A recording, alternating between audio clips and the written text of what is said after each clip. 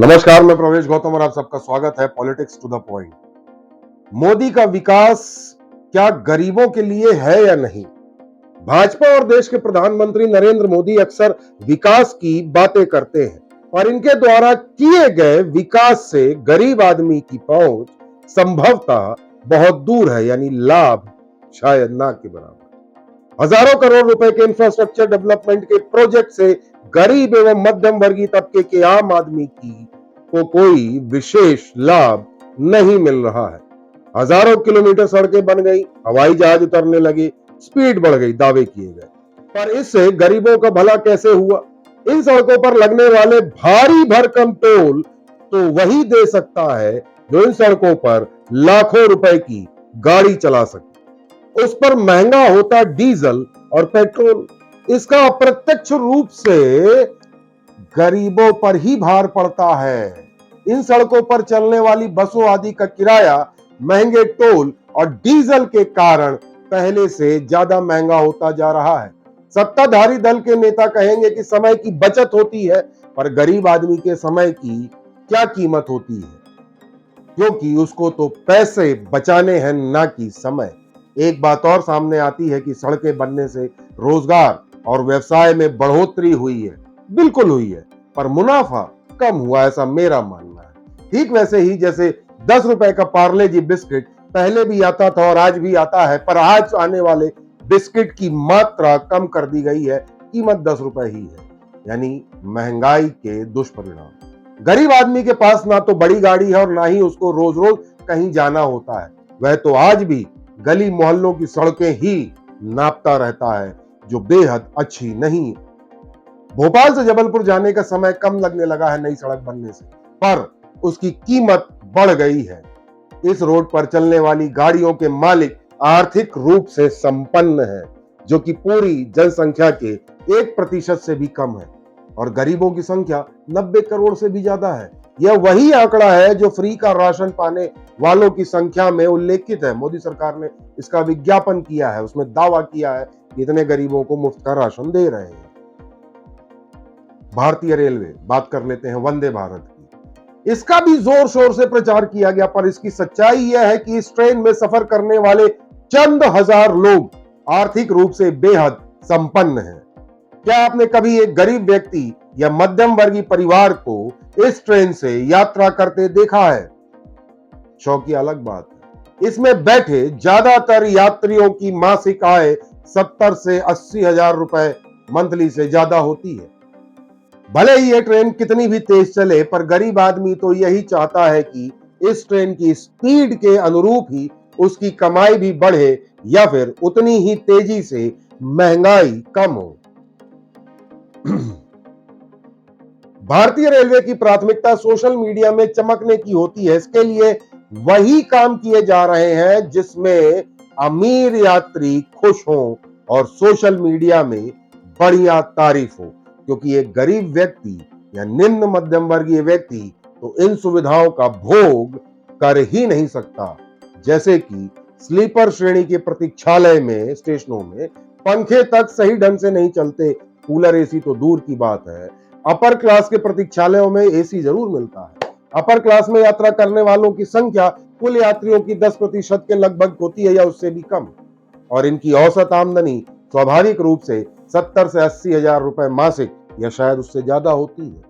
देश की कुल जनसंख्या में इतनी आमदनी वाले 5% से भी कम लोग होंगे, ऐसा अनुमान है। यानी 95% देशवासियों को एसी की सुविधा नहीं मिल पाती, क्योंकि उनके पास एसी की टिकट खरीदने के पैसे नहीं होते। सच्चाई है। भारतीय रेलवे कहता है कि उसने बड़े बड़े स्टेशनों में एसी वेटिंग रूम उपलब्ध करवाए हैं, लॉबी एरिया, पर क्या आप जानते हैं कि इनकी कीमत क्या है?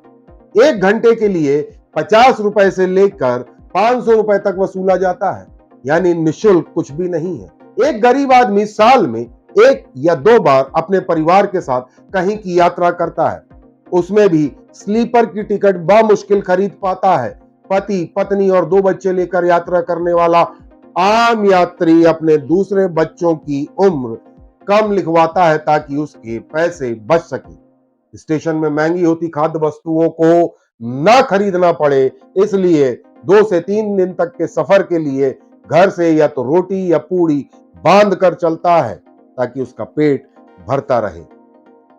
वहीं भारतीय रेलवे अपने मुनाफे की लालच में सामान्य श्रेणी एवं स्लीपर श्रेणी के डब्बों को लगातार कम कर रही है। एसी डब्बों को बढ़ाया जा रहा है। सवाल पूछो तो जवाब मिलता है कि जनता एसी में सफर करना चाहती है।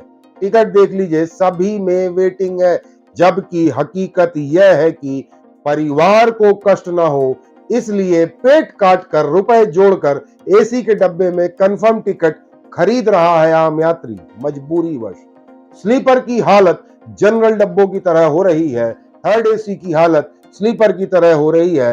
यात्री जब भीड़ का वीडियो बनाकर ट्वीट करता है तो रेलवे स्वयं ही जज बनकर बिना किसी आधार के उस सच को नकार देती है। फैक्ट चेक के नाम पर सच्चाई वाले ट्वीट को भ्रामक बता दिया जाता है। गजब है, गलती करने वाला स्वयं ही उसकी जांच कर रहा है। अदालत में अपराधी से पूछा जाता है कि बताओ तुमने अपराध किया है या नहीं। अक्सर अपराधी यही कहता है कि उसने कोई अपराध नहीं किया, जज साहब वह बेकसूर है। और यह आरोप मनगढ़ंत एवं बेबुनियाद है। लगभग इसी यही हाल भारतीय रेलवे के फैक्ट चेक करने वालों का है। बिना आधार के फेक बता दिया जाता है यह भ्रामक। सरकारी अस्पताल बनाने के दावे किए जा रहे हैं, एम्स बनाने पर पीठ थपथपाई जा रही है, पर हकीकत यह है कि इनमें से कई एम्स अभी बने ही नहीं हैं, और जो नए बने हैं उनमें सीनियर डॉक्टरों की भारी कमी है, और जो है भी उनकी हालत यह है कि एक दिन में सीमित मरीजों को ही देख पा रहे हैं। नतीजा, आम आदमी यानी गरीब आदमी टोकन की लाइन में घंटों लगकर कई बार निराश ही लौट रहा है। महीनों तक नंबर नहीं लग रहा है। दिल्ली एम्स में हालत यह है कि गरीबों के इलाज के लिए कई बार महीनों बाद की तारीख मिल रही है। बड़ी बड़ी बिल्डिंग बनाने में माहिर मोदी सरकार उसको चलाने के लिए स्टाफ नहीं भर रही है, उसमें भी निजी कंपनी को ठेका देने की बात होती है। उदाहरण है सतना में बना सरकारी मेडिकल कॉलेज। उसके उद्घाटन के लिए गृह मंत्री अमित शाह सतना आए थे। आपको बता दें कि उद्घाटन के दिन तक सतना में बने मेडिकल कॉलेज में पूरा स्टाफ नहीं था। कारण था बजट का अभाव, प्लानिंग की कमी। गृह मंत्री के आगमन के कारण सतना के जिला अस्पताल में 2 दिन ऑपरेशन बंद करने पड़े, क्योंकि यहाँ के डॉक्टरों की ड्यूटी मेडिकल कॉलेज में लगाई गई थी, जिससे अमित शाह जी को सब हरा हरा नजर आए।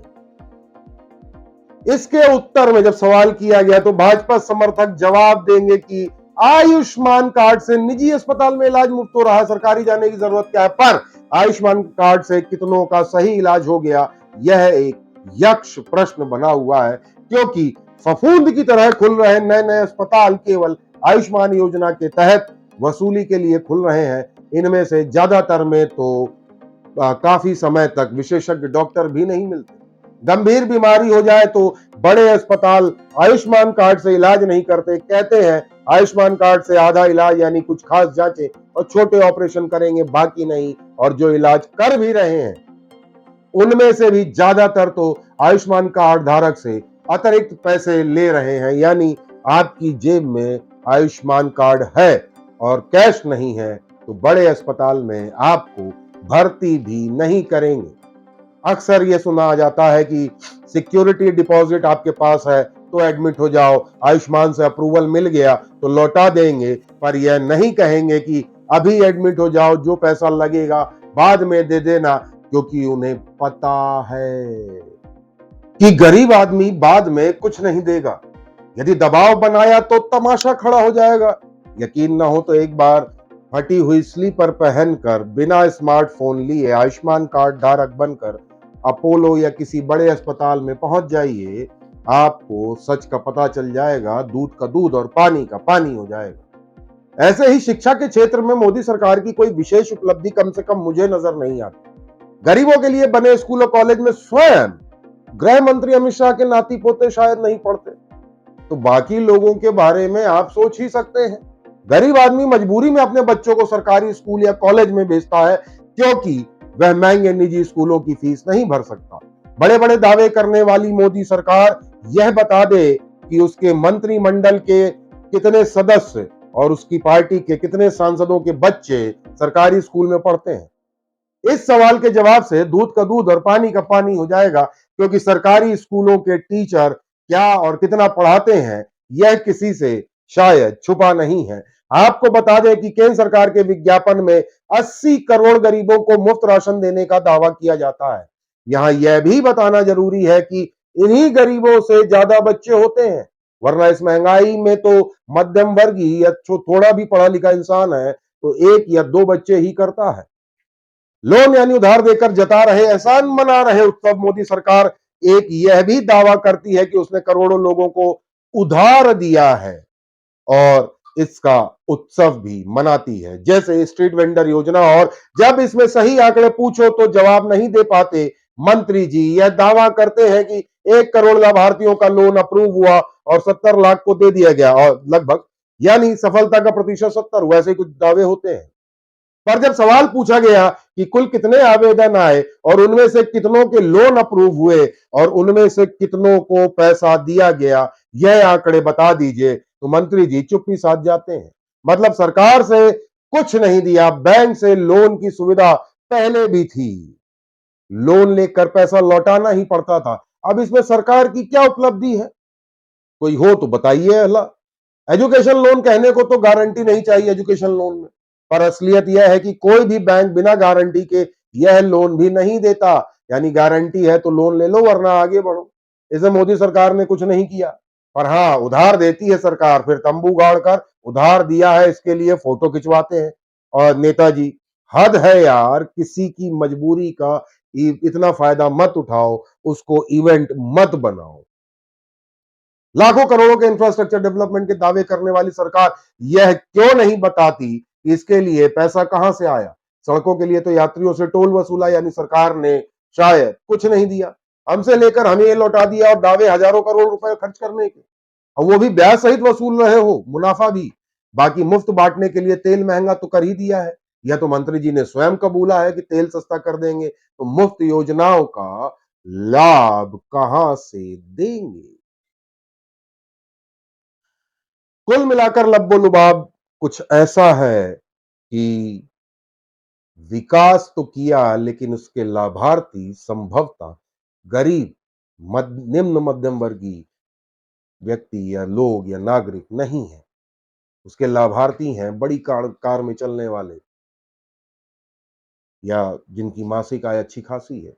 औसतन 8 से 15,000 या 20,000 महीना कमाने वाला व्यक्ति ना तो वंदे भारत की यात्रा कर सकता है, ना 8 लेन की चौड़ी सड़क में हजारों रुपए टोल देके अपनी गाड़ी से यात्रा कर सकता है। पहली बात तो गाड़ी नहीं होगी, और है भी तो इतना लंबा वो टोल देके नहीं जा पाएगा।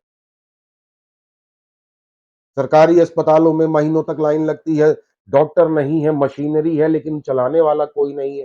मंत्री जी उद्घाटन करते हैं एक्सरे मशीन का, लेकिन वही मशीन जिसका उद्घाटन मंत्री जी ने किया कई जगह महीनों तक पड़ी रहती है। यह है असली विकास क्या? इसको आप विकास कहते हैं? सवाल पूछो तो कह देंगे 70 साल में क्या हुआ। जनाब, 70 साल में कुछ नहीं हुआ, तभी तो आपको वोट देके सरकार में बैठाया। और अब आप भी यही कहेंगे हमेशा, 10 साल हो गए आपको, अभी भी आप 70 साल की बात करेंगे, तो शर्म है, लानत है आप पर। आपने क्या किया ये बताइए? आटा दाल महंगा कर दिया, डाटा सस्ता कर दिया। डाटा से पेट नहीं भरता साहब, आटे से भरता है। पॉलिटिक्स टू द पॉइंट में मैंने अपने विचार रखे, ये मेरे आंकड़े थे, मेरा अनुमान था। आपको कैसा लगा जरूर बताइए।